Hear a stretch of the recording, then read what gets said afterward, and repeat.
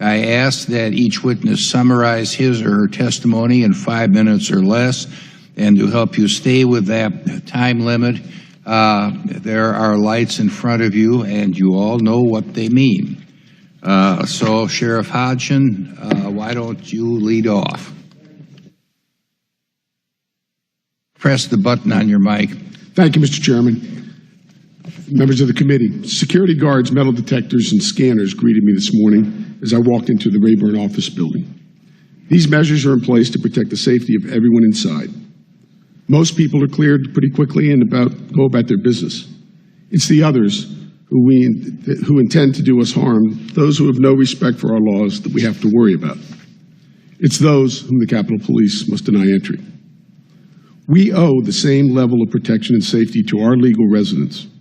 We must use all the tools in our toolboxes, share resources and intelligence, and truly restore enforcement of our nation's immigration laws for the safety and security of our citizens. Public safety is my #1 priority. Public safety is your #1 priority. Public safety is any government's and any government official's #1 priority. Public safety is what brings me here today. And there's arguably no bigger threat to public safety than illegal immigration. Mr. Chairman and esteemed members of this committee, I want to thank you for inviting me to testify this morning on what is perhaps the most dangerous threat to national security and the safety of all Americans. Good, thoughtful immigration law exists as enacted by legislators like you decades ago. However, if a law is not enforced, it's useless verbiage protecting no one and accomplishing nothing. As a sheriff for 20 years and a police officer for 6 more, I've spent my career enforcing laws. I have a sworn duty to uphold the Constitution of the United States and enforce all laws, whether I agree or disagree with them. Just as you took the oath of office to faithfully discharge the duties of the office on which you entered. The law is what you and the courts say it is. But unfortunately, due to years of liberal policies tailored to non-enforcement, Congress now has to hold hearings on how to enforce laws that have been on the books for decades. Most of my law enforcement colleagues will agree that severe damage has been done to national security by lackadaisical enforcement, and the only thing we can do now is move forward and discuss how we can fix it. The fact is, our nation would be better off and our citizens would be safer if we never stopped enforcing immigration law and if we never formed or turned a blind eye toward sanctuary cities. Local, county, state, and federal law enforcement all working together to keep the public safe. Sharing resources and intelligence as much as possible, working together as one team with the simple goal of keeping the public safe. Our law enforcement team has an opposing team that consists of local officials, elected or appointed, who have created and advocated sanctuary cities, states, communities, and even colleges.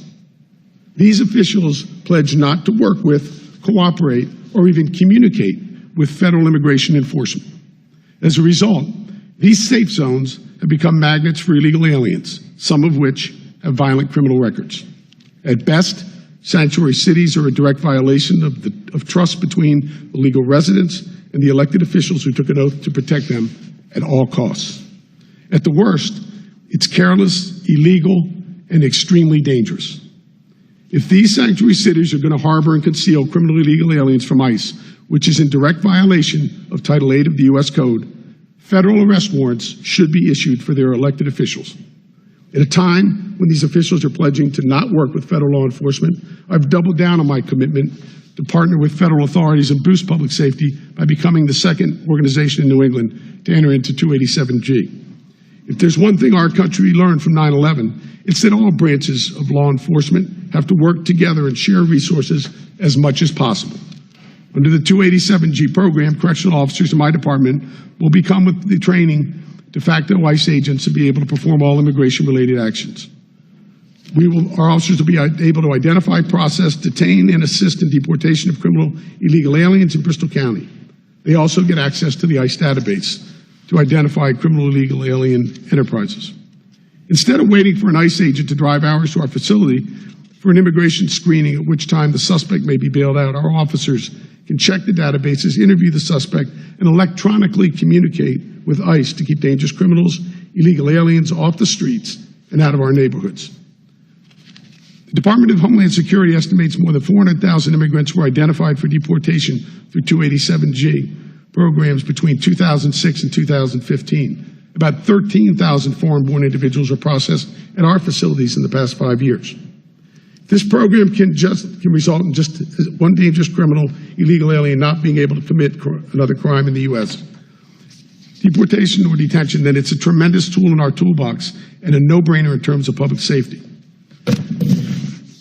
I want to just inform the committee of something that was just reported this morning that I think completely underscores my point about immigration laws being undermined in the United States.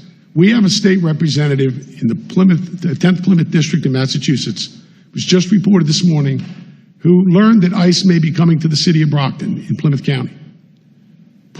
Sent a message, all alert message out on Facebook telling everyone that ICE is going to be coming, and make sure you don't answer your doors and make sure that you stay out of sight. This is the most outrageous thing that I think, or example of what is going on across the United States that's undermining my job and every other law enforcement officer in the United States to keep our communities safe. And that elected official who's responsible for protecting the welfare of the people of their communities needs to understand that they could be protecting someone who the ICE is looking for that may be possibly connected to terrorism, transnational gangs, or some other horrific criminal history that they've had. Thank you for the time, Mr. Chairman. Thank you, members of the committee.